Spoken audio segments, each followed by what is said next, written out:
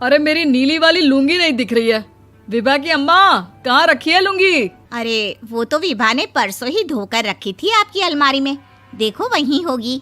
वो ना मैंने आज धो दी, मुझे लगा कि गंदी हो गई होगी। अरे कैसे गंदी हो गई थी? उसे तो मैंने पहना भी नहीं। हे भगवान, इस लड़की के कपड़े धोने की आदत से परेशान हो गया हूँ मैं। जितना तो घर में राशन नहीं आता, उससे कहीं ज्यादा डिटर्जेंट पाउडर का खर्चा है। इसकी शादी करवा दो, शादी। जाए अपने घर में ही करे काम, फिर चाहे घर के कपड़े धोने हो या पूरे गांव के। हाँ ठीक बोल रही हो, देखता हूँ मैं कोई लड़का। वो दिन भी आ जाता है जब विभा को देखने लड़के वाले आ जाते हैं। लड़की मुझे अच्छी लगी। होने वाली सास कहती है, बेटी अगर कुछ पूछना है तो पूछ लो। वैसे तो हमारी लड़की बहुत ही शर्मीली है, जो बोल दो वो मान लेती है, इसे क्या पूछना होगा। अरे कैसी बात कर रही हो माँ, मुझे इन लोगों के घर रहना है, सवाल तो कई है। हाँ हाँ बेटा, पूछ लो ना, क्या पूछना है। आप लोगों के घर कपड़े कौन धोता है? सास का मुंह बन जाता है। देखो, अगर तुम ये कहना चाहती हो कि तुम्हें कपड़े धोने नहीं आते तो सुन लो, कपड़े मैं ही धोती हूँ, लेकिन तुम्हारे आ जाने के बाद मैं रुमाल तक नहीं धोऊंगी। अरे चुप रहना भाग्यवान, बहू बेचारी घर आई नहीं, उसे डराना शुरू कर दिया। वो क्या है ना बिटिया, अभी तक तो ये कल्लू की माँ ही धोती थी, लेकिन अब तुम्हारे पापा तो दहेज में वॉशिंग मशीन देंगे ही।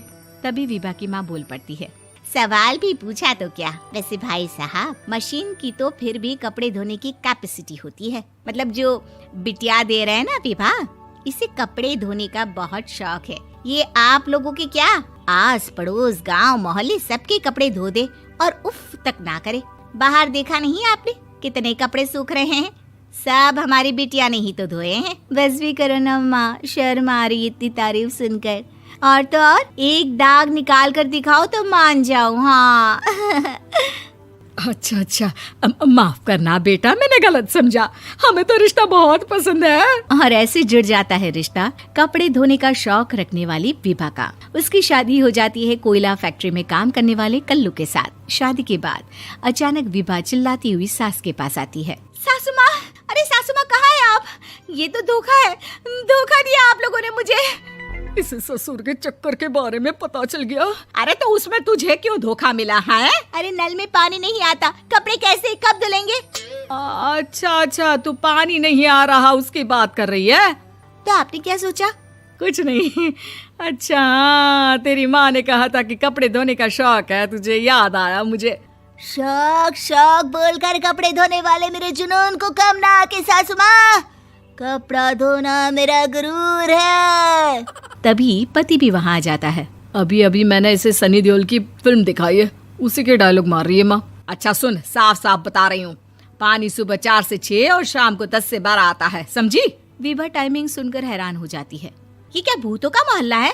सुबह 4 बजे उठकर कौन कपड़े धोता है? 4 बजे टंकी में पानी जाता है, फिर सारा दिन धोना ना, किसने मना किया? अरे कैसी बात कर रही हैं? 200 लीटर की टंकी में कितने कपड़े धो लूंगी मैं? सुबह ही उठ जाऊंगी मैं। अब क्या था, विभा सुबह 4 से लेकर रात के 12 बजे तक कपड़े ही धोती रहती। एक रोज सास पड़ोस से निकलकर कहीं जा रही होती है कि साथ वाली कहती है, हाँ कल्लू की माँ, जरा ये बताओ कि 2 साड़ी है, 2 ब्लाउज और एक पेटीकोट और एक नाड़े वाला लंबा कच्छा। हाँ तो? अरे तो क्या, कितना लोगी धुलाई ये बताओ। धोबन दिख रहे हैं हम क्या? हमारे पति सरकारी नौकरी से अभी रिटायर हुए हैं और बेटा सुपरवाइजर है कोयला फैक्ट्री में। धोबन समझ रखा है हमें?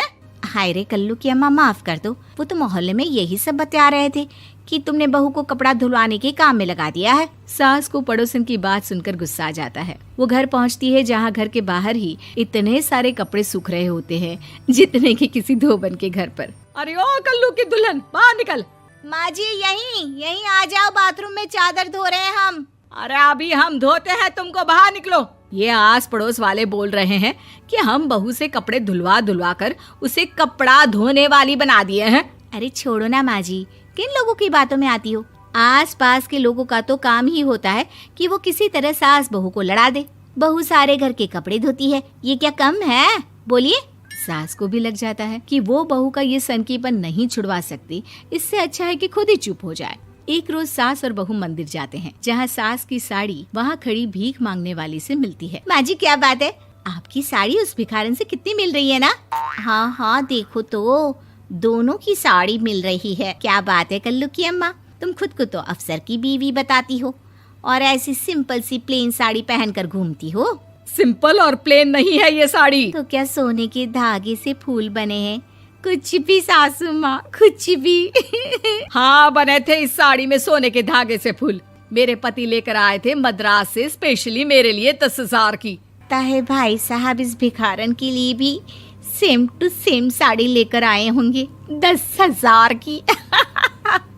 सास उस वक्त तो कुछ नहीं कहती, लेकिन बहू के साथ घर आती है और अलमारी से एल्बम निकाल कर लाती है। ये साड़ी देख रही है, ये वही साड़ी है जिसे मैंने अभी पहना था।